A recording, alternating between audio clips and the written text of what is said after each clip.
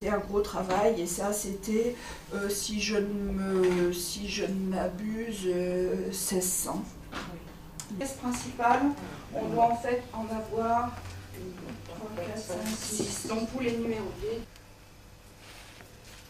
Mais il faut appuyer. Il faut appuyer fort. Oui, c'est ce que j'ai rectifié. Poser le gabarit avec, on fait le contour au feutre, comme ceci, essayant de ne pas bouger. Faut punaiser. Est-ce qu'on a droit au scotch double face? On peut céder. Pour la coupe de ce trait-là, il faudra le faire en plusieurs étapes, parce que vous ne pouvez pas faire une coupe en zigzag. Le verre ne va pas aimer. Donc ce qu'on va faire, c'est qu'on va venir comme ça, donc on coupe sur le trait, donc on tient, ça se tient un peu comme un stylo, peut-être un angle de 45 degrés. Et là on va essayer de sortir tout de suite du verre. Voilà. Pour faire filer le verre, donc il faut bien tenir de chaque côté le verre. On tape légèrement sur le trait de coupe avec le dos de la molette. Et là on voit le verre qui file. Voilà. Maintenant on prend cette petite pince, toujours la pastille vers le haut.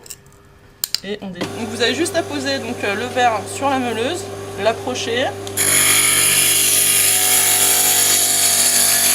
Gardez le verre bien perpendiculaire, il n'y a pas de...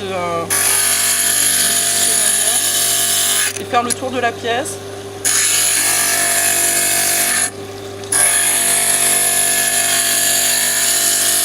Envers de votre gabarit, pour que l'endroit soit l'endroit. Ah d'accord.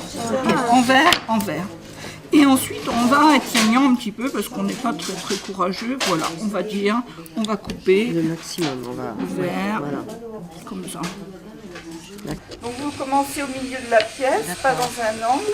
Vous vous arrangez pour qu'il y ait 1 mm de cuivre de part et d'autre de la tranche.